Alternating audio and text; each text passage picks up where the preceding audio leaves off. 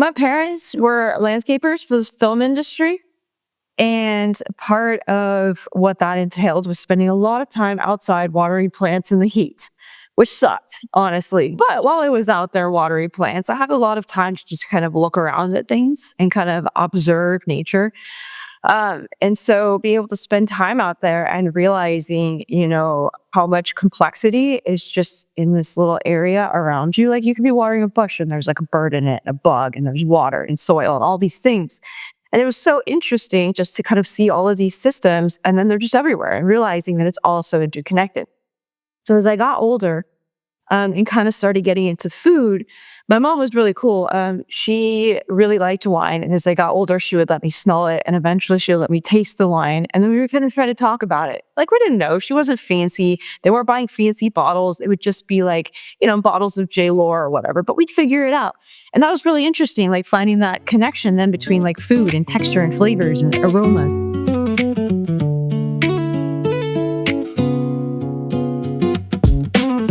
Welcome everyone back to Barrels and Roots podcast. I'm your host, Sean Trace, and I have two awesome guests with me today. Would you like to tell people who you are and a little bit about what you do? Yeah, so we are Taylor and Ryan. We are the owners and winemakers of a brand called Polemonium Wines. We just went independent 3 years ago, so self-funded. We do everything. It's a super exciting new adventure, but we got here after a series of decisions that we felt were very important. So talk to me about that. How did you get started? Because that sounds mysterious and awesome. Can you share a little bit about that? Absolutely. Yeah, it was actually originally Ryan's idea. So, I think we thought we were both working in the industry for quite some time. So a little bit of our background. I used to work for some of the big companies. I was a head winemaker and GM at Beringer till about 2022. And then Taylor worked for a group out in Napa as well. But we just saw a lot of needs in the wine industry kind of in those roles at the time. So they were things we tried to do in our old roles, but they were ultimately came to a point where like, this is probably something we could actually do on our own. yeah, it was actually kind of funny. While we were working at Beringer, previous to Beringer, I was working with the Jean Hofliger wine consultant. So a bunch of high-end boutique stuff throughout Napa, Alpha Omega, AXR, Michel Roland, the fancy stuff. So when we got together working at Beringer originally in, what was that, 2021? 2021, yeah. Yeah. Ryan had already done a lot to overturn that, overhaul that Beringer portfolio. 140-year-old brand, it needed some refreshment. So the wines had already made a dramatic improvement. So by the time I got there, we started working together. It turned out that we had a lot of similarities with winemaking quality standards and also lifestyle. So as we kind of started working together and making wine improvements, portfolio improvements, things like that, Ryan started talking about how important social media was, getting to these kids, like being sustainable, being transparent with the wines. And we did what we could while working on the Beringer brand. But again, it's a 140-year-old company. It's corporate owned. So there's a little bit of, a digression with what the company wanted and kind of where we felt that wine needed to move. So, as we tried to evolve what was originally your idea, we just ended up finding out that going independent was the right way to go.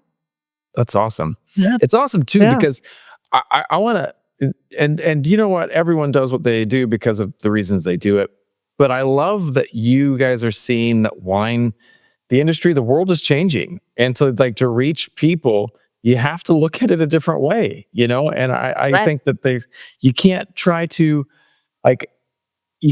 keep doing the same things the same way when they're not working, And I love that, And that was a lot of what I was saying, beyond just like making wine. I spent a lot of time on the road selling wine. And, when you start visiting accounts and meeting consumers and talking to people, the shift was noticeable. It was noticeable after 2020. And I think there was a lot of, signs for the industry that we needed to move in a different direction. But to your point, like a lot of people just kind of wanted to say, we've been making wine, we've been doing things this way forever. So let's just keep at it until this clears up. But the reality is, as we've all seen in the industry, it's shifted a lot over the last 5 years. And even, if I think further back in my career over the last 10 years, just the way people want to connect with wine, the types of wines they want to drink, connect's a big one. They want to see people behind the label, not just branding anymore. They want to connect with a story, not just, another product on the shelf. I grew up in St. Helena. My family moved up there when I was just starting high school. And my parents worked up at Pacific Union College, the school up in Angwin, and they were educators. And I grew up all around all the wineries and everyone in that area. And one of the things to me is when I think about the industry, I think about all these amazing people because I worked at Meadowood and I worked in a lot of different restaurants around. And my brother and my mom are still there. And, when I think about the people, like the names of all those wineries that are now famous were just people. They were people in and around that valley, people that were just down to earth people like that were out there in the fields. They were farmers that were just making great things. And it's changed. And one of the things to me that this harvest, I hate to see the industry hurting because I know that the people that are doing stuff, I'm actually shooting a documentary this year where I'm coming back for harvest and going to go and film at about as many different wineries as I can. I have like 8 different wineries right now that have invited me. And the idea is going in and spending a day while they harvest and then just showing what people do, because I don't think people understand what goes into this. You think about so many things, like you get some cheese. People don't realize what it takes to make that cheese, I don't think, what was it that I was blown away by a couple years ago. They had that ship that got stuck in the Suez Canal and people couldn't get toilet paper and stuff. It's like there was just like this one ship that was stuck and stuff wasn't going. you know it's fascinating too that when people just don't understand what goes into this beautiful bottle of wine, it's like there are so many hands that have touched that from beginning to end. And I think that those are the stories we need to be telling. We don't need the drone shots, though. I will have some drone shots in my documentary. We don't need all the drone shots and like all of the 3D pictures of like, hi. I had this one guy come on, he's one of the nicest people I've ever met. But he's like, I have a new AI avatar that's going to sell my wine. And I was like, no, don't do that. Don't do that, man. And it's just like, it was this like, fake influencer. And I was like, oh man. But I have my feelings. I'd love to hear about you. How do you think wine should go about reaching people right now? I mean, I think the really cool thing we have right now, as far as any business goes, is we have all these really cool platforms where you can just kind of get on and tell your story. I've heard it before that everyone needs like a way to just talk. And if you can have a way where people can connect with you, that's really cool. You look at YouTube, anybody can create a YouTube account and get on, put a video, film yourself and talk about what you do. And if you've got people that want to learn about it, they can come find you. And I think it's really easy. To your point, and we've definitely struggled with this a little bit as we've tried to kind of figure out a way to craft our social media around our brand, is it's easy to lean into a lot of those traditional things, right? Because you're selling wines. You want to show the wine. You want to show the place where it comes from. But to your point, there's so much of that out there that anytime we do any of that, we get almost zero engagement. Anytime it's just a video of the two of us. We were doing a festival a couple of years ago and doing some background on the name of our label. And I just randomly, we were driving down to Southern California and I just put on my phone in my truck and I started talking to it while I was driving. Those videos got more engagement than any other beautiful picture I've ever taken of a vineyard or wine, winery, whatever. People just want to hear about it. So for me, I think it's important. And I saw a lot of that when I used to travel and sell wine, right? Like if I could sit and talk to someone, whether it's a consumer or a buyer, and at a restaurant, sit down and have a conversation like this about how I made them, they'd understand so much more about what I was doing and why, wine, the wines we were making were interesting than any picture, drone shots, eating from a barrel shot could ever do. So I think conversation is a big one. And we have all these cool platforms, podcasts like this, to be able to do that. And I think people just need to get out of their comfort zone and take advantage of it a little bit more. I love that. I was like sitting there and talking to my wife, and we were planning on making like, I got gifted a bottle of wine my last trip back, and I wanted to do some fancy post. And then we ended up just having the bottles like over, it was ridiculous. I shared it with some family members and it wasn't glamorous. And I was like, yet at the same time, I shared that post and people were like, yes, but you enjoyed it. It was like you drank it from what you had and you had a good time and you shared it with family. Like, isn't that awesome? Isn't that what it's supposed to be about? But I want to hear, we'll ask you this, because what made you fall in love with wine? Why did you even go down this path in the first place? Why wine? Want to go first? Oh, yeah, sure. My parents were landscapers for the film industry. And part of what that entailed was spending a lot of time outside watering plants in the heat, which sucked, honestly. But while I was out there watering plants, I had a lot of time to just kind of look around at things and kind of observe nature. And so being able to spend time out there and realizing, how much complexity is just in this little area around you. Like you could be watering a bush and there's like a bird in it, a bug, and there's water and soil and all these things. And it was so interesting just to kind of see all of these systems and then they're just everywhere and realizing that it's all so interconnected. So as Yeah. I got older, and kind of started getting into food. My mom was really cool. She really liked wine, and as I got older, she would let me smell it, and eventually she would let me taste the wine, and then we were gonna try to talk about it. Like we didn't know she wasn't fancy. They weren't buying fancy bottles. It would just be like bottles of J. Lore or whatever. But we'd figure it out, and that was really interesting. Like finding that connection then between like food and texture and flavors and aromas. Um, so as I got into school, I originally thought like I want to go into wine.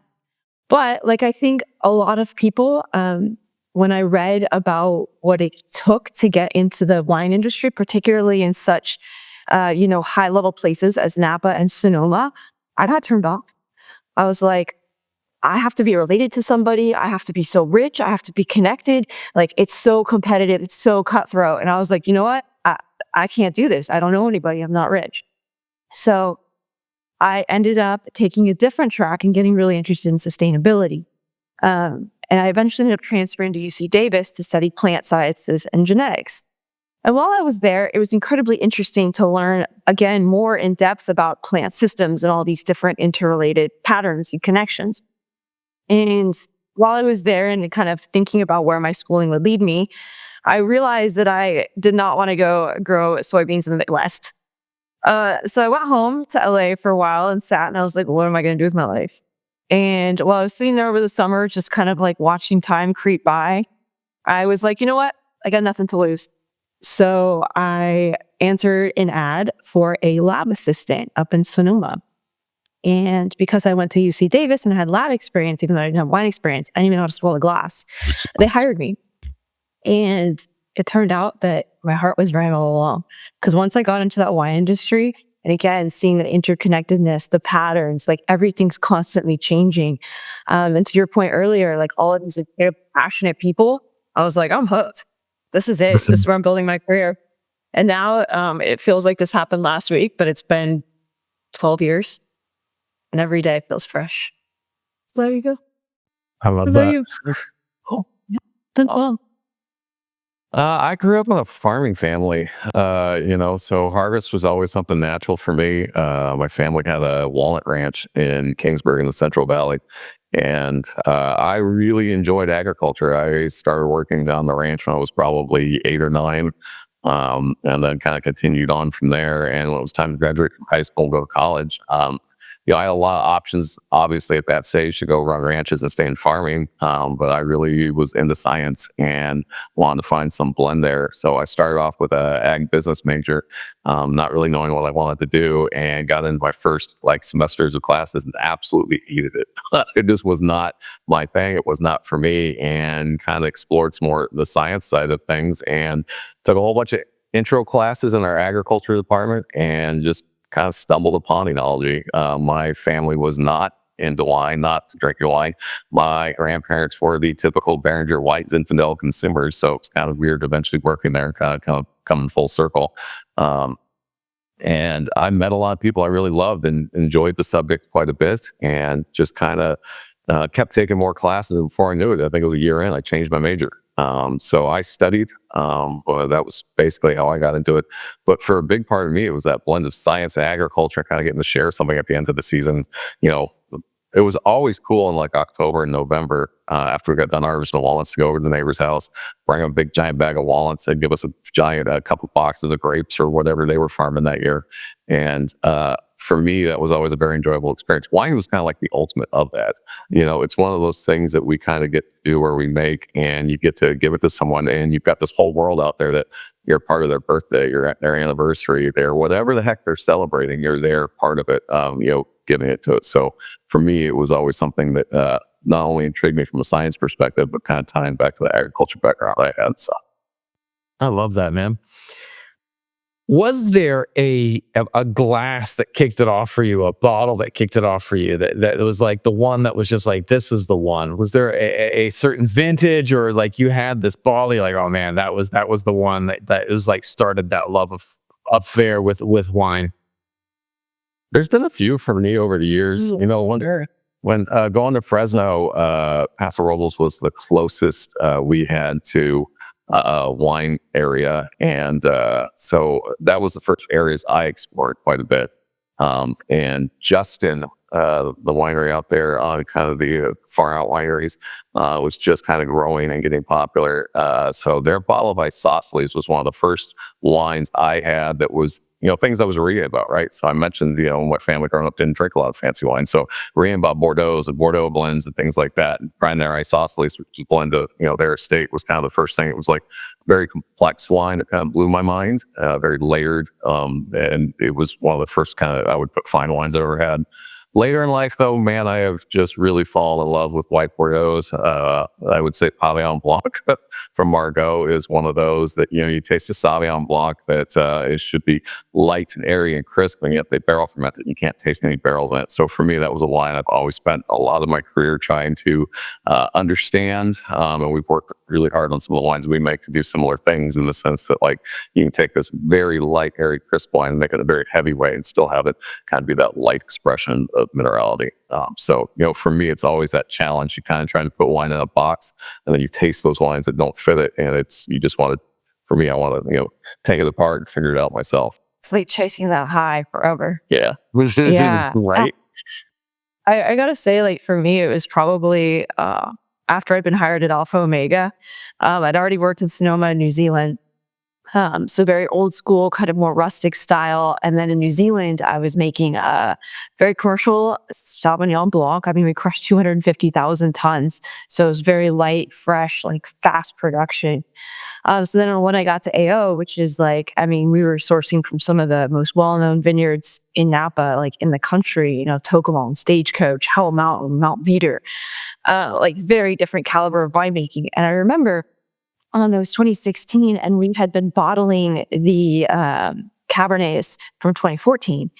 And when you're done with bottling, the staff goes and takes home the post-bottling sample. So there's like a little bit of wine removed out of the bottle, and then the staff gets the rest of it. So I went home, had this bottle of like a single vineyard Los Piedras. And I wasn't taking it seriously. I was like watching a show, and I like poured myself a glass, whatever. I didn't know what was going on.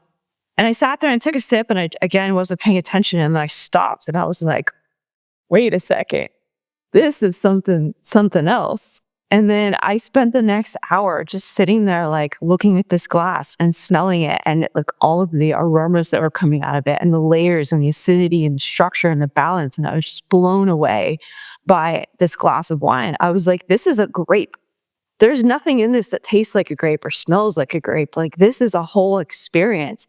And I was so incredibly enchanted by that it really just woke me up to, you know, what wine could be.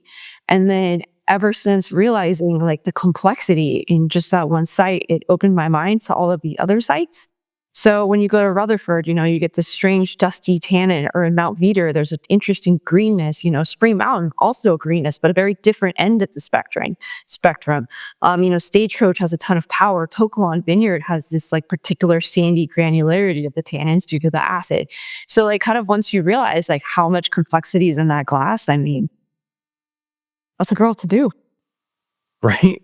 I love that, because it's like, I think that for me, I think that there's so much to go. It's a rabbit hole. It's a rabbit hole that you can go down for a long time, you know, and it's like, you know, and you never know where to start. And it's like, I think that's one of the things that's overwhelming to new wine drinkers, is like, they don't know where to start. And there's so much that you can go down, you know, and I think that, you know, it can be challenging to get people in the front door. So I'm going to ask you this. If you were to have someone come and sit down in front of you, and you need to pour them 3 glasses, what 3 glasses are you pouring?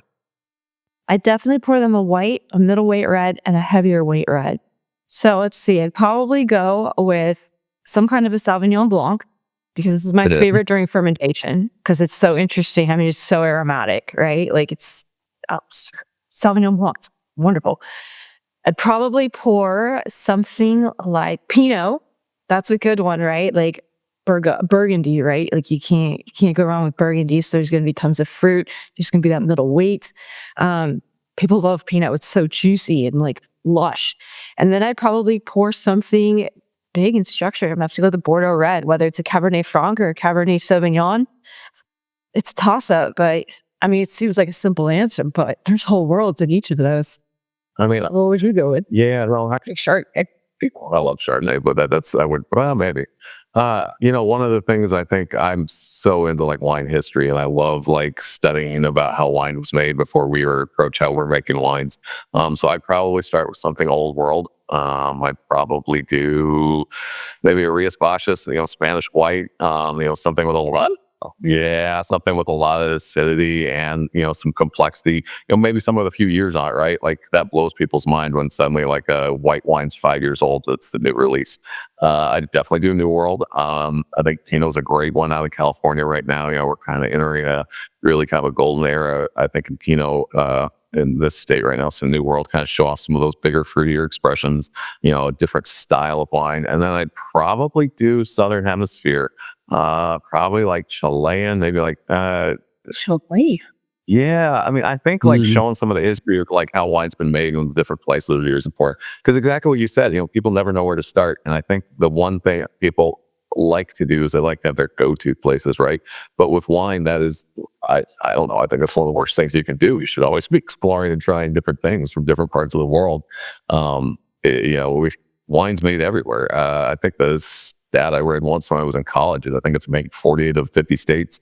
And then you go across the world, there's only a handful of countries that don't make wine. So to me, that's expression of different places, I think, is extremely important to introduce people so they kind of have that idea of always trying something different and being excited to pull that cork. And I think that's a lot of what's missing today is, when people go to the store and there's all of these commercial wines at the grocery store that all look the same, taste the same, have their favorite animal on it or whatever, people have lost the excitement to understand what's in it because they're all the same wine. It's not physically, but they all taste the same. I think that's a huge part of what we need to regain as a wine industry. I love that. I love the idea. When I was I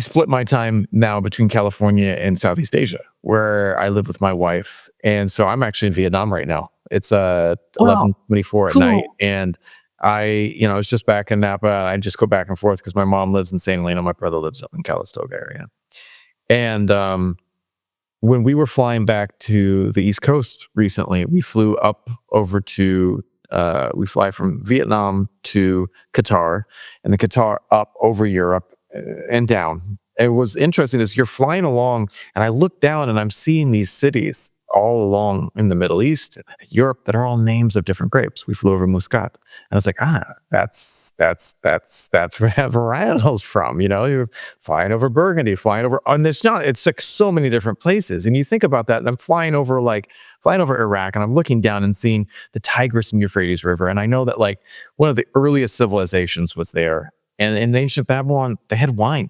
You go over it, flying over Greece, and I'm like, hey, ancient Greece, they had wine. It's like this thing has been around for so long, and people don't realize that. And it's just like, and yet we've gotten almost in a way like, I think that we've almost lost ourselves because it became, instead of this thing that was a part, an extension of our lives, it became a flex in ways, And I don't mind people flexing. That's a fun thing to do too. But I think at the same time, finding ways to, like you said, finding something from Chile, dude, it's so cool that it can be everywhere, and it has all of these different fun things. And I mean, maybe flex is the wrong word, but it just became, I don't know, it became less fun. Like attention to it now. I mean, particularly, not to throw too much shade at Napa, but there's a lot of weight on this prestige, right? Like there's almost this ego. I mean, I worked on bottles that were $600. There's, we had projects out in Europe that were $1,200 a bottle. And I mean, there's there's a reason they get to those prices, because there's that demand, there's that scarcity. But at the same time, like, wine is something that's supposed to be approachable, that brings people together, that's accessible. To your point, it's been around for 10,000 years, since the dawn of human civilization. Like, we domesticated dogs and we had wine. Like, Mhm. it should be for the people. It should bring people together. Well, and it's turned into a luxury item, right? Like, because everything's a business, right? We describe things in certain categories, and wine's become a luxury. When to your point, like, when it was being made in Greece or even other countries, 500-600 years ago, it was a way to, make sure that you didn't have bacteria in your water, had more beer than wine. But there was a lot of fermentation of those ideas, so we wouldn't get sick. But it was an everyday thing. And I think now when we call it a luxury and treat it as a luxury item, it is the first thing people forget when things are tough and they're having a hard time. And they don't think of it the same way that they used to. It is an everyday item. And it can be part of an everyday healthy lifestyle if you are treating it that way and if you're thinking it that way. So I love that. I want to ask you another question. Like, for you, do you find there are any challenges with having a smaller wine brand and getting into new markets? Oh, for sure. I think one of the toughest things right now for us that we spend a lot of our day on is working on distribution. We're not a giant brand by any means, but we have enough wine that we need to sell in multiple states, not just one. And trying to reach out to distributors and talk to them with the size that we are, it can be a little bit challenging. I understand they're large businesses and they want to go after the big piece of the pie, and we're kind of small ones. So it can be challenging to get the right people on the phone and even have a conversation with them.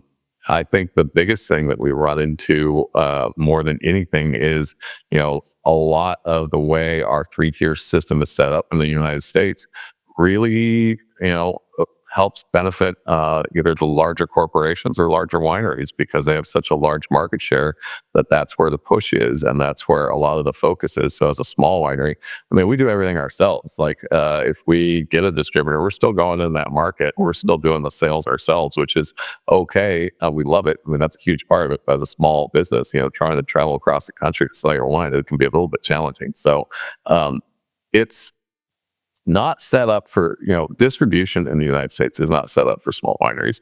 There are little cracks in the system that allows small wineries to be able to kind of work their way through, and we're finding those. But I can tell you there is no playbook. And I've worked in the industry and distribution for 20 plus years. So I've got a really good idea on, the right places to be and who to talk to. But even I, when we started this, ran into more hurdles than I thought we ever would. Yeah, we actually set up a little campaign this past year. We originally set up our business as DTC focused. We had the social media marketing for it. We had the pricing, the wine quality was all originally set for DTC. But that year, DTC, not only in wine, but everywhere crashed. So we kind of had to pivot. And that's why we're seeking distribution now. So we're like in a little bit of an interesting place. We had to adjust some prices. That wasn't a big deal. But because of the challenges with distribution, we started a little campaign called Canvas the Country, where we call everybody. We call every state, we call every distributor and say, hey, are you interested? How's things going?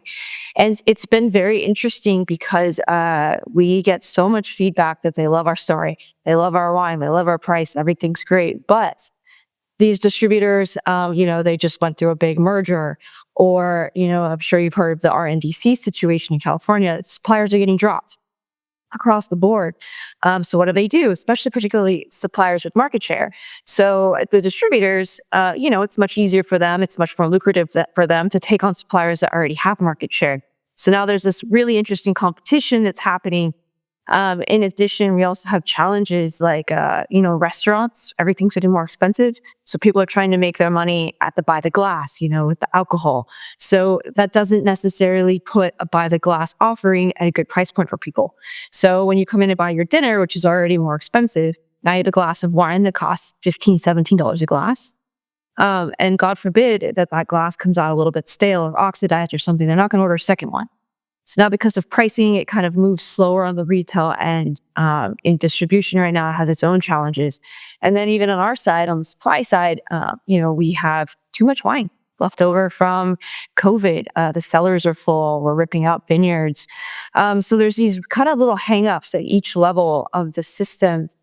But for us, again, because, both pros and cons. We're a small company. It's just two of us. So for us, like, we're super nimble. We are able to actually spend the time calling all of these different people. We're able to go out on foot and meet different restaurant owners. We're able to meet customers at these festivals. So we're able to exploit all these little niches.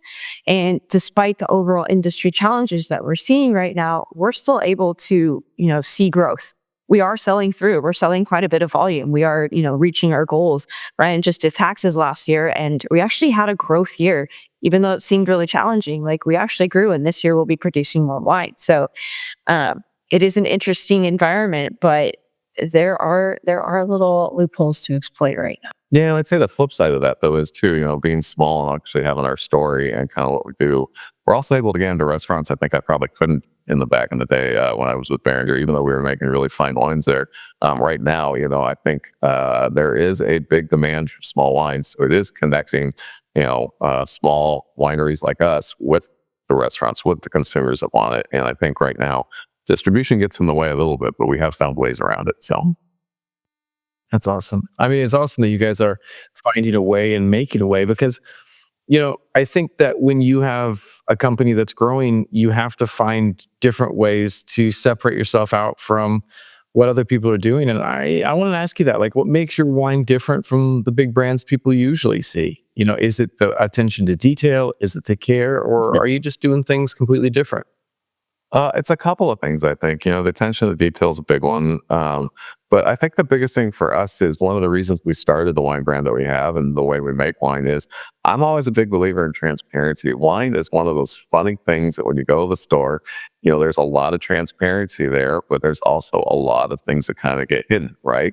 Like no one has any idea what ingredients go into a bottle. No one has any idea how many calories are in the bottle. No one has any idea how much sugar is in a bottle. And I think one of the things we had set out to do is to create that transparency. So on the back of our label, we have a QR code. It links to a web page on our site that has everything. It tells how we make it, all the ingredients. Long term, we're going to put all the nutritional information there, which I realize isn't sexy, but to me is important. And I think that's a lot of what we see, I'm picking on grocery stores, but I don't mean to, because I've certainly sold plenty of wine there. Like, they have their place. But when you go to the grocery store and you see wines, I think there's a lot of people that don't realize that the wine that they're reaching for is probably just as sweet as any old dessert item that they could reach for. And I think the transparency in that's going to be important for consumers.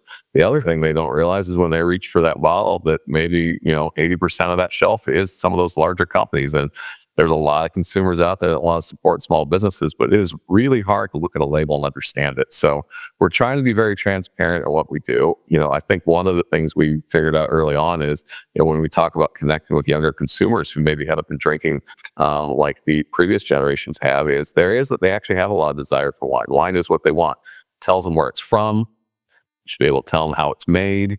And it should be done in a very clean and ethical way to the point where when you drink that wine, you're not going to, feel really crappy. This wine is really simple. It's just grapes, a little bit of yeast. Sometimes there's an acid adjustment, some oak. Like, that's all there is to it. I mean, it's very simple ingredients. I think the other thing too that kind of sets us apart is that we, one of the reasons we had a challenge working at the corporate level was that they wanted to remove people from the wine, from the story. They wanted to just have the brand. All these little, that was the stock images that we kind of make fun of, right? Like the vineyard, there's like a winemaker tasting, in the vineyard with a thief, which we don't do. All these like kind of, imaginary images that kind of set a mood, but it ends up looking like everything else. It's incredibly commercial. Which I guess is fine. Some people are into that. They don't want to think about it. It's fine. But for us, we, I don't know if you're able to check out our website yet, but we love the outdoors. We care about sustainability, not only in the vineyards, but also, in what we like to do personally. Like, we spend a lot of time, mountaineering, kayaking. Ryan likes to hunt. We carry these ethics through. We care about the land that things come from. And, for us, in order to be able to do those kind of things, we have to be like healthy and fit and active. So we wanted to create a wine that was going to be clean and, good for you. Like if you have a little bit of it in balance, like you can have this healthy, fit lifestyle that wine is a part of. You like have a little glass after you've been rock climbing all day or something, and you're like what Ryan said, you're not going to feel bad the next day. It's not full of junk. It's not full of fillers and other weird content that helps the shareholders, meet their bottom line. It's just a good, clean product that's part of a healthy lifestyle. And I think right now, people who are chasing, you know, these the weight loss drugs and the dieting and all of these things, it's like, if you just pull back a little bit and kind of simplify the ingredients and, get some sunshine, drink your water, go outside for an hour, it's going to be okay. Some sunshine. You get some sunshine. Yeah. 100%. So I love that. I love it too, because I think one of the two things too, like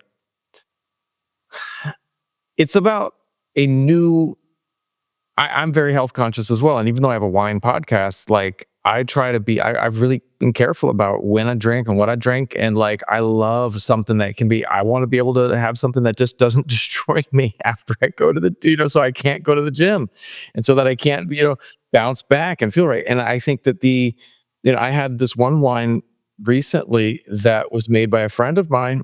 It was amazing. Like I drank and had a great time. And the next day I felt great. And I just talked to him. I was like, what did you do here? And he's like, I just make sure that my wine's really clean. It's really natural. Everything is really, I try to think about, and he said, it's just like, I said, try to think about what I would drink. And I said, well, why are other wineries not doing that? He's like, well, because, they're not necessarily consuming what they make.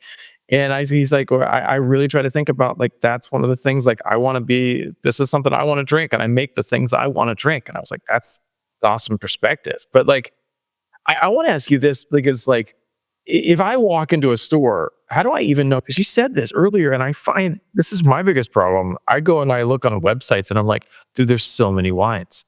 And I don't know how to pick and what to pick. How do I even know if a wine is good just from walking in the store? Where should people look? How do you do research? Those are the things I want to find out. Oh, it's hard. I've thought about that as we've thought about like on our social media, how do we expand it a little bit? Rising tide floats all boats. We thought about, maybe talking it back exactly this, like a guide of how someone can walk into a store and figure out, who's a small producer, how's that wine made? Is this not easily accessible information any more than the ingredients? Like we know if you walk in that it's all going to be a Constellation shelf or it's all a Gallo shelf, but the normal consumer doesn't. I think one of the things I do, or certainly did a lot before I really understood branding and all the companies is, I think you can look at it this way. There's wines that are really well made, and then there's wines that have really good distribution. And while they can be the same, they aren't always the same. And generally speaking, if I see a wine with a lot of distribution, to me, that's a little bit of a red flag. So if I go into my drugstore and I see it, and I go in the grocery store and I see it, and I go in the gas station and I see it, man, that's got a lot of distribution. That doesn't always equal great wine. So I'm generally looking for that bottle that I don't see everywhere. And that doesn't mean that wine with great distribution can't be good. I just generally seek out those smaller producers that put in that care, just like your friend. It's so funny. The term natural wine has been taken over as a category. But the reality is, to make a really good, clean wine, quote unquote, the few things you need to do is you need to pick the grapes before they get sunburned. You need to have a really clean fermentation. And then you need to take care of it while you're aging it, which all sounds so simple. But when you do it on scale, it can be real challenging.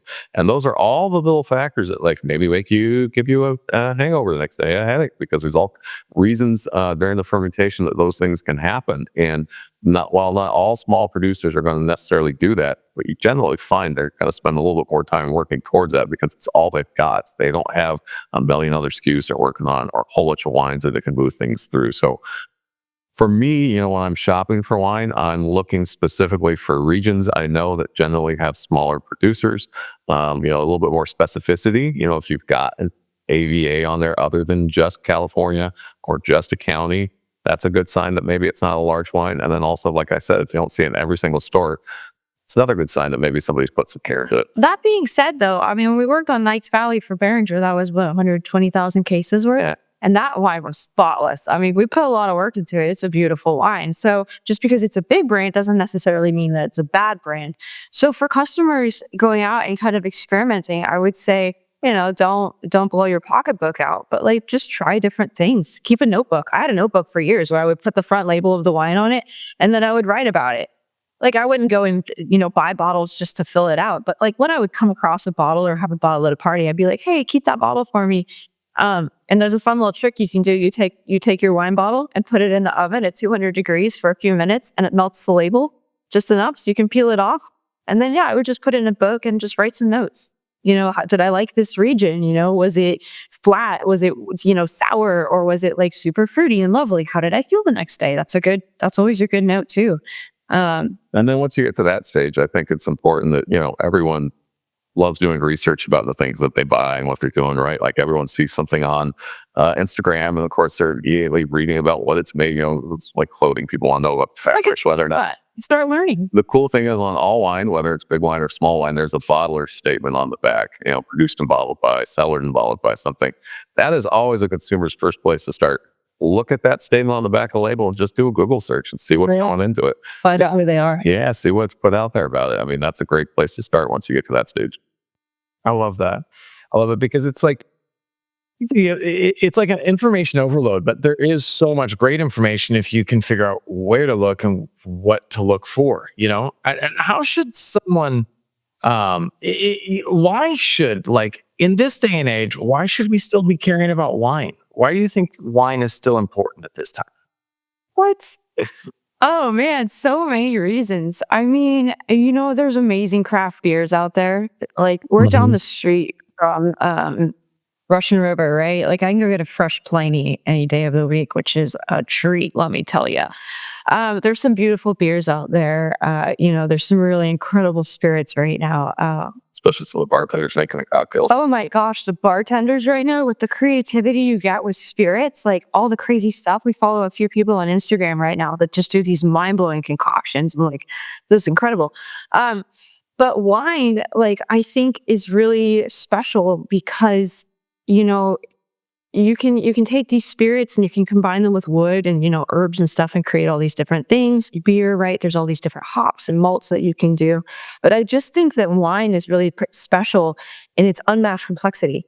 It's one little berry. It's just a berry. And like, think about all of the overwhelming different profiles that you can get out of just a grape with some yeast and a little bit of oak. I mean, the wine of world is, or the world of wine is like, it just goes on and on, Well, and from a consumer perspective, why they should care, one thing that you told me all the time, and I really believe, let's just say the three of us went out to a restaurant, we all ordered cocktails. You might order gin and tonic, I'd order a martini, you'd probably order... I don't know, let's go with the plain. Sure, there we go. We're all having a different experience. Three of us go to a restaurant, we have a share a bottle of wine.